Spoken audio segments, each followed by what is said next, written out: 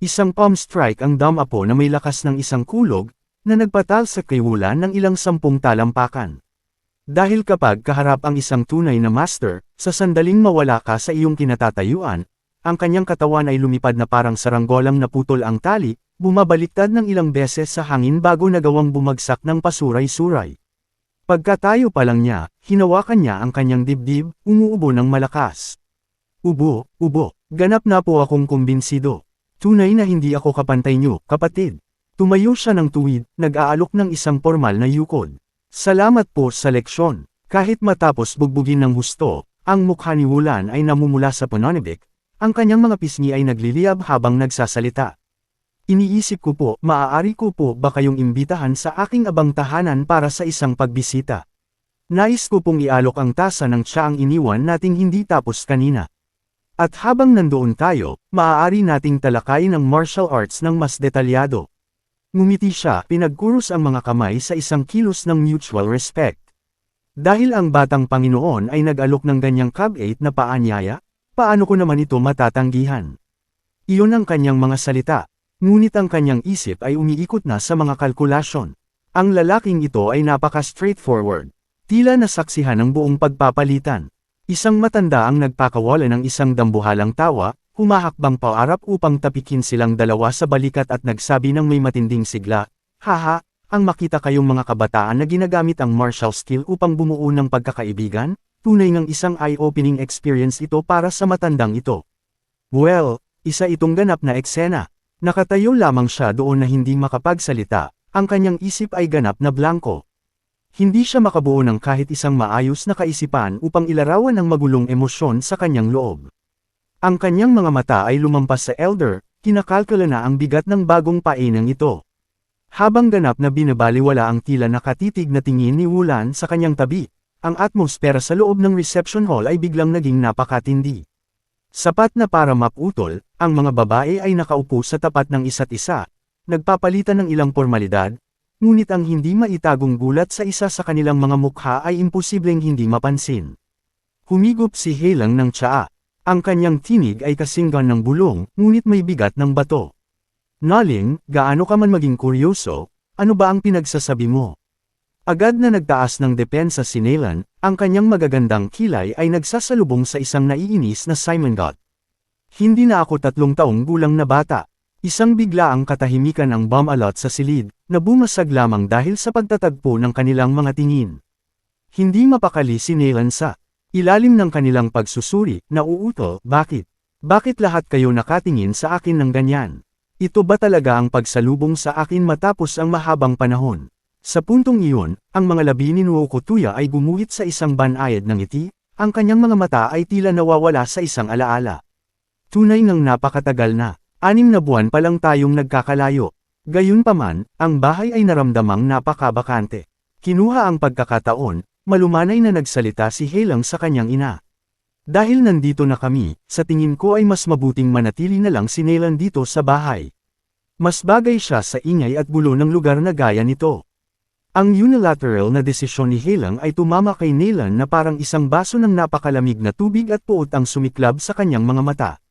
Tumayo siya, nagtatanong, "Anong karapatan mong magdesisyon? Saka, hinding-hindi kita iiwan dito mag-isa sa bahay ng kung sinong estrangherong lalaki, na parabang nababasa ang iniisip ng kanyang kapatid." Ang tingin ni Heilang ay naging matalim at malamig, at nagtanong siya ng isang tanong na tumama sa gitna ng usapin. "Gusto mong sumama, hindi dahil nag-aalala ka sa akin, kundi dahil sa 2 maliliit na rascals na iyon, at kay Tam lang.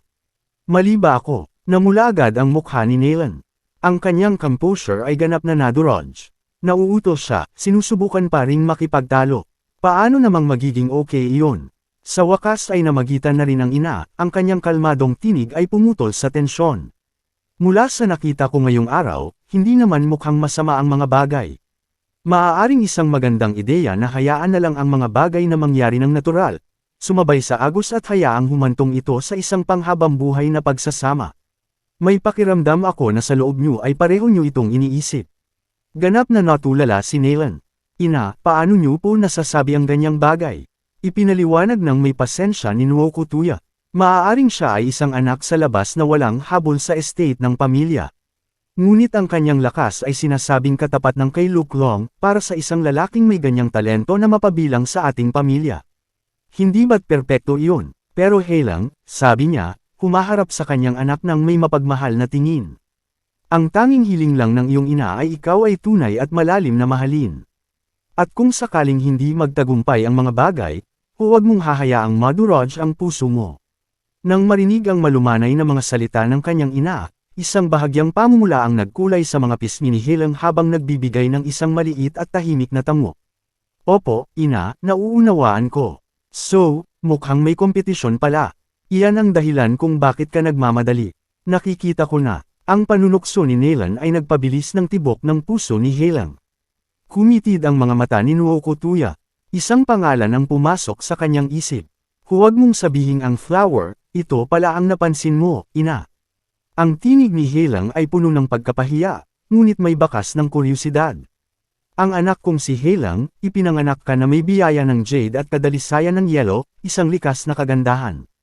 Ang papuri ng kanyang ina ay damaloy sa kanya na parang isang mainit na agos, na nagdulot ng bahagyang pamumula sa mga pisngi ni Heilang. Ngumiti ng mainit si Ruako, idinagdag, ang binatang iyon ay tunay ng gwapo, ngunit ang kanyang ugali ay masyadong agresibo. Naniniwala pa rin ako na kayo ni Master Chen ay itinadhana para sa isa't isa. Oh, ina, pinapanigan niyo na naman po ako. Tumawa lang si Rox, ang kanyang mga mata ay puno ng pagmamahal. Hanggal na bata, kung hindi ko papanigan ang sarili kong anak, sino pa ang dapat kong panigan? Lagi akong magiging pinakamalakas mong taga-suporta. Kaya kung ang mundo sa labas ay maging masyadong magulo, maaari ka laging umuwi sa akin. Sa kanyang mga salita, kapwa si Heilang at Yao Ling ay nagkaroon ng mainit at panatag ng ngiti. Opo, ina, nauunawaan po namin. Ang eksena ay lumipat sa martial arts courtyard. Ngayon ay tila dagat na ng mga tao. Ang yaya na nakaupo sa tabi ni Master Chen ay hindi na itago ang kanyang pagkamangha. Nako, ito ay tunay na kahanga-hanga, bulong niya, ang kanyang mga mata ay nanlalaki sa paghanga.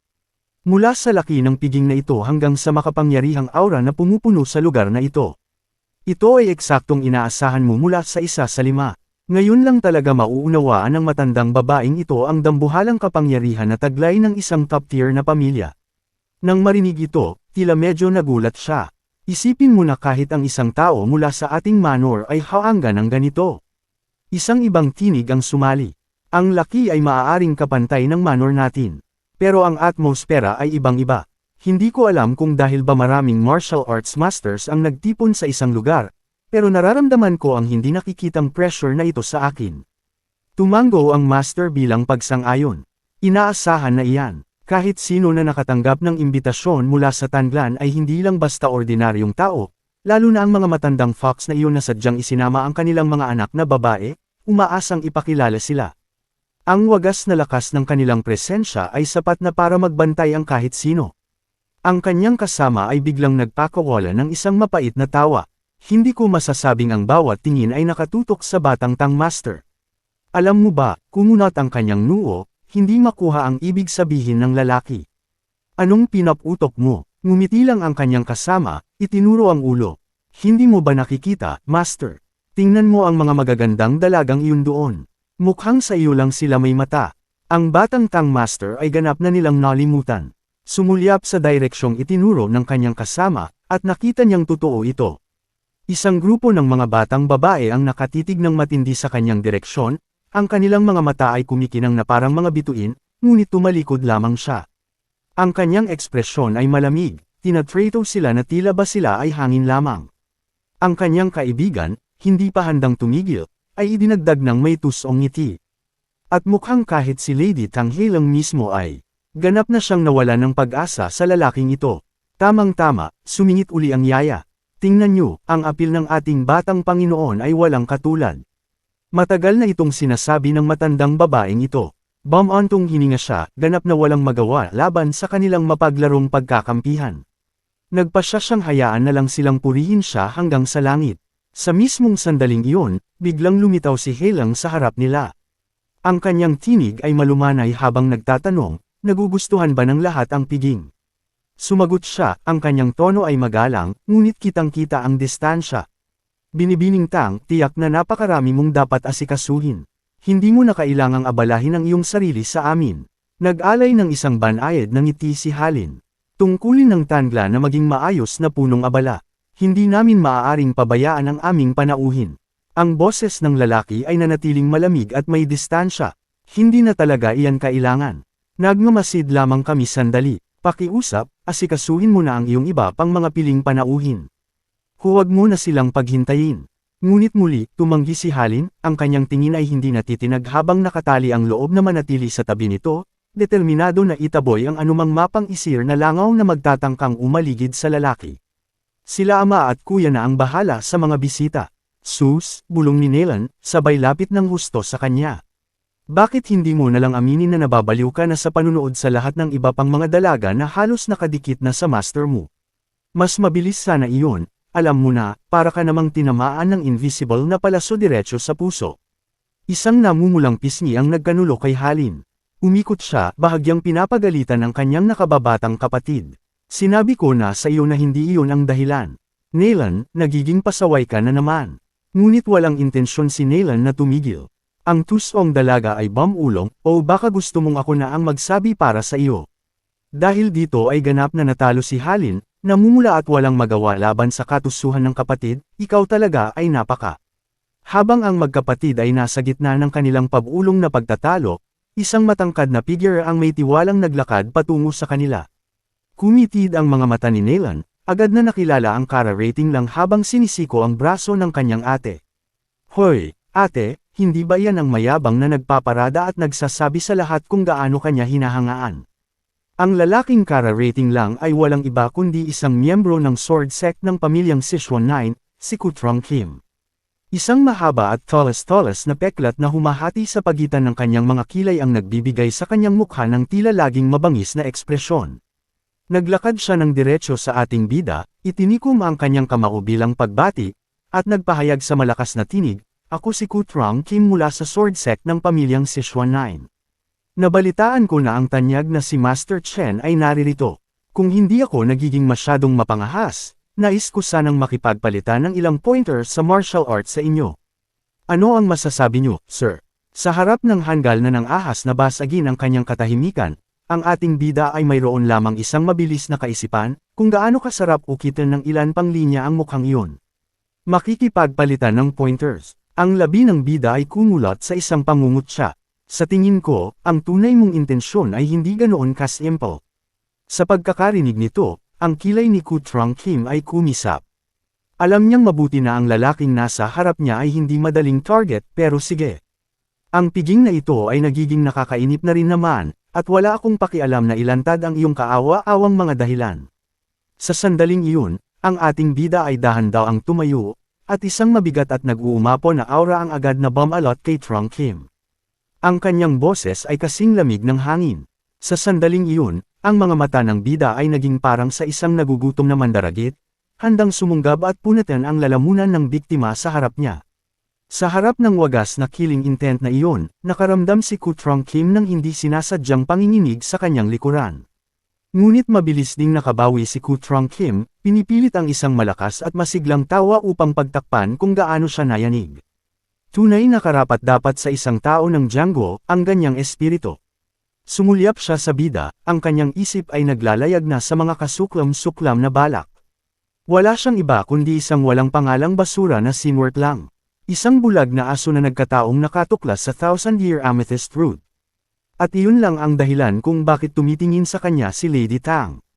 Ang kanyang tingin ay lumipat sa dalawang magkapatid na Tang na nagmamasid ng may kaba mula sa malayo. At ang chismis tungkol sa pagtalo niya sa head disciple ng Kungtong sect ay walang duda na isang ganap na gawa-gawa lamang.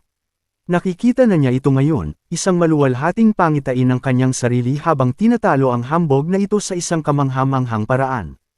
At pagkatapos ng kanyang tagumpay, siya na sa wakas ang makakatanggap ng humahangang tingin ni Lady Tang. Ngayon, ako ang maglalantad ng iyong tunay na kulay sa buong mundo, at babawiin ko ang kanyang puso. Ang mga nakapaligid na panauhin ay nagsimulang magbulong-bulungan, nasasabik sa hindi inaasahang drama. Habang ang tensyon sa pagitan ng dalawang pangunahing figure ay umabot na sa sukdulan, mayabang na itinaas ni Kutrong Kim ang kanyang baba. Well then, dahil nakikinig ka, simple lang siyang sumagot ng flat na tugon. Sige, nang maibigay ang pahintulot, agad siyang humarap sa mga elder, ang kanyang boses ay umaalingaw-ngaw.